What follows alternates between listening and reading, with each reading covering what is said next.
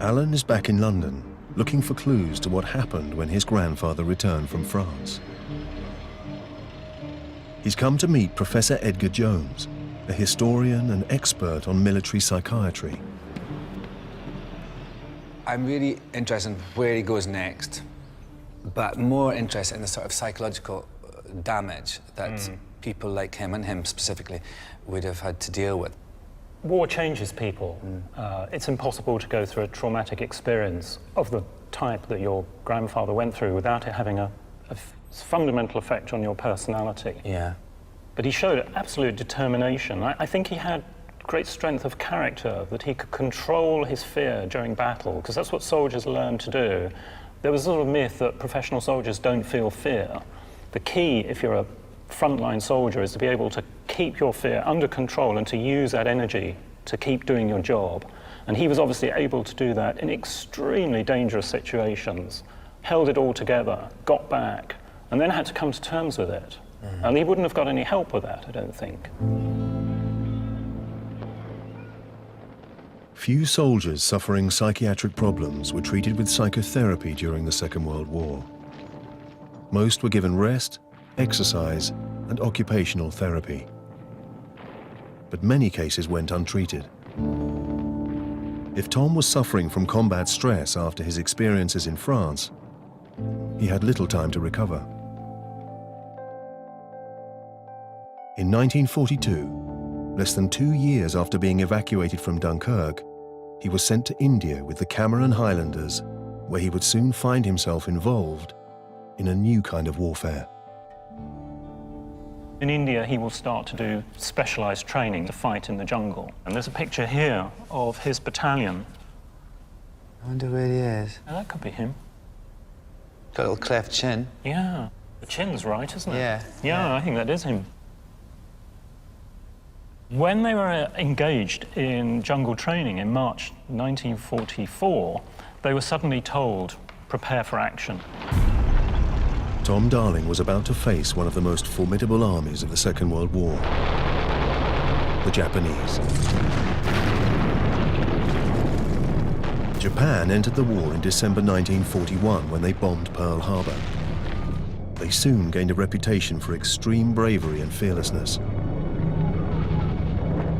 By March 1944, they'd advanced through Burma and had their sights set on the jewel in Britain's crown, India.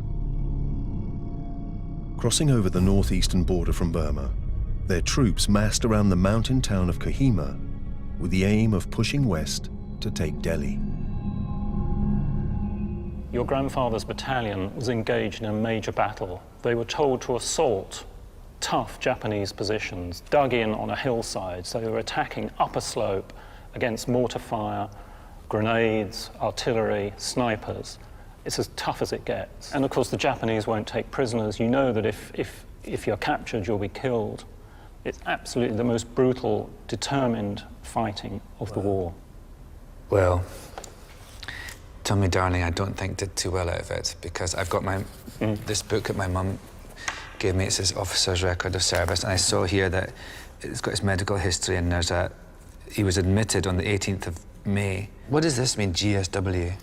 It's a general acronym for gunshot wound, but it doesn't necessarily mean that he's been shot with a rifle. The nature of his wounds... He's got left hand, right knee, and... I think it's probably ankle, isn't it? Is it? Yeah. Which sort of suggests that he was wounded by shrapnel, by a mortar, grenade, or artillery. So not a clean wound. Oh.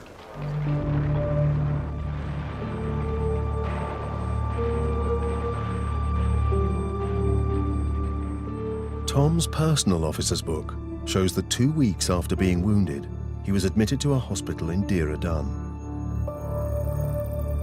7 months later, in December 1944, he was moved to another hospital in Deolali, almost 1,000 miles away, where he stayed for 2 months before returning to duty.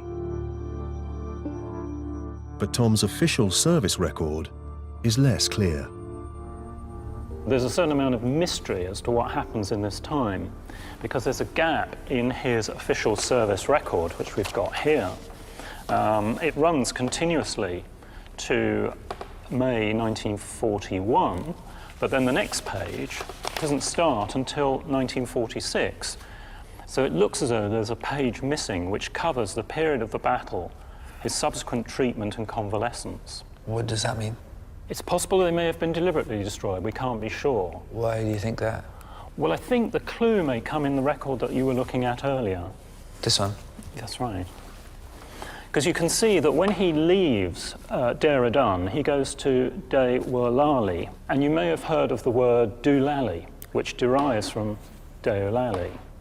We've been wondering whether, in fact, he goes to a psychiatric ward within the General Hospital at Deolali. Kind of makes sense, wouldn't it? It would be entirely fit with what he's been through. 2 terrible battles, possibly one of the most frightening engagements of the Second World War, followed by a severe wound. Well, that makes more sense why they would destroy this record, wouldn't it? And these records were systematically destroyed after the Second World War if someone had a major psychiatric admission, because of the stigma attached to mental illness. Gosh, that's really interesting. No wonder that, I mean, I'm really just thinking about today, in the present day, how there's still such a stigma, even though combat stress and everything is discussed. And but no wonder there's such a stigma if the actual army was destroying the records of people who were ill. I think it's easier for me to be proud of him as a person. He's not just a kind of a bravery machine anymore. He's a more rounded human being who's really struggling on, and he's a little soul, you know, he's a little soul. I can see it in his eyes.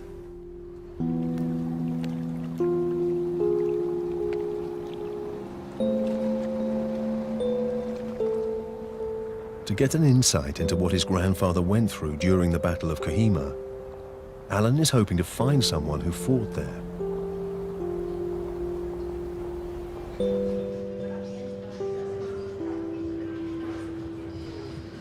He's checking to see if there's been a response to inquiries he's made to a veterans organisation.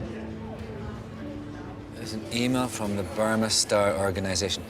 Dear Alan, the Burma Star Organisation has found someone who remembers your grandfather.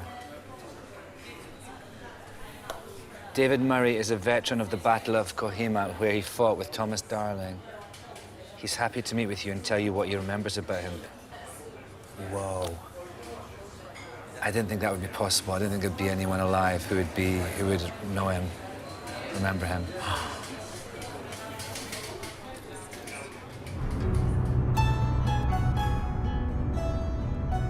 Alan's on his way to Bristol to meet David, who is now 89.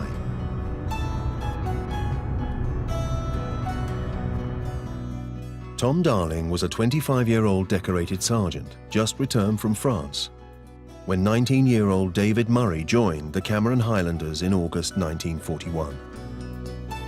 As a second lieutenant, David was Tom's superior. When was the first time that you got to know him? He was Big Tam. He was tall for that time. He was called Big Tam. Oh yeah, Big Tam is Big Tam Darling, yes. He was looked up to. I looked up to him. Oh yes, and everyone of my age looked up to a man like that who'd been in battle, who had been decorated for gallantry, and who had the service. Certainly one respected him. Men like him taught us our jobs. They were the backbone of the battalion at that time. What was he like, and what can you tell me about him as a man? Nobody ever argued with Tam Darling. Really? No, nobody. He was big, he was strong, and he looked tough, as we'll see here. That's him. He looks tough, and he was tough. I didn't speak twice to Tam Darling. He was scary? Yes, yeah. Quite frankly, I tried not to show it, but I wouldn't have crossed him. Yeah. I mean, I was dismissing the guard one night, and the orderly sergeants were there. Tam Darling was an orderly sergeant, and they turned to the right and saluted, and Tam Darling, instead of saluting like this, did this. And I was on the point of saying, "As you were, Sergeant Darling, salute properly." Then I thought, no, No. Well, and why do you think he did? Was that just a mistake? No, he was having me on. I see. You see? In May 1944, David and Tom fought together against the Japanese in a critical battle for Naga village in the north of Kohima. We went up in single file, and because of the discipline, there was hardly any noise at all.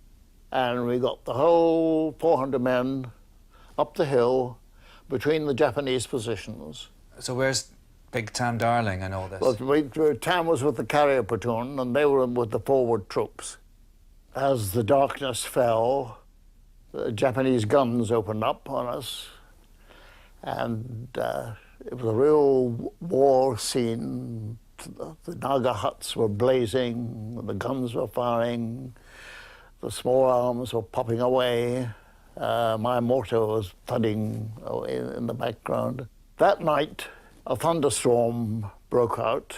Then, about 2:30 in the morning, there was a flash of lightning, a roar of thunder, and out of the ground came 2 companies of Japanese shrieking their heads off. It was the most unearthly sound I've ever heard in my life. Terrifying. Yes, terrifying. So they're shouting, "Tanahigo Banzai, may the emperor live 1,000 years." And the officers were in front with their swords out, and the men behind with their bayonets, and they were coming at us. And you read a lot about the intention to close with the enemy and kill them. By gosh, these chaps had it. So our company melted away. The position was overrun. Right. And were lots of people killed? We counted out the next morning, and in the 24 hours we'd been there, we'd lost 105 killed, wounded, and missing. Of the 400 of you that came up the Yes, hill? that's right. And so where was my granddad then? Your granddad must have been wounded sometime during that fight. When they Yes. came with the swords and everything? Yeah. The next time I saw him was in the aid post. They had been there for over 24 hours because there was no way of getting them out. The rain had started. We had lost a lot of men. We'd bitten off more than we could chew for a wee while. And everyone was a bit realistic about things. And he had been affected. Tam had been affected. Do you think that he was having sort of combat stress? I just sensed that he had... I've just checked myself from contradicting you. Nobody had heard of combat stress in those days. No. 65 years ago now. Yes, long time. It was a different generation. We were different men. This was a different country. And how did you deal with the stress? I never thought that I had any combat stress, but when I was first married, my wife woke me up and said, "What are you shouting for Sergeant Barrett for?" And he was my old platoon sergeant, the first name I always shouted. And my little daughter came up, and she got behind me, and I was kneeling down doing something in the house, and she said, "Move!" And she said, I turned round, and she knew I could have killed her. That's the only... Right, that's how it came out. Even though I deny Yeah. high-handedly that there was such a thing, there was such a thing. Of course there was. This has been really amazing for me. Thank you very much. No. He was a good man. He was one of the men that I respected. I'm being genuine, Alan, about this. I'm being genuine. I did respect your grandfather. Thank you.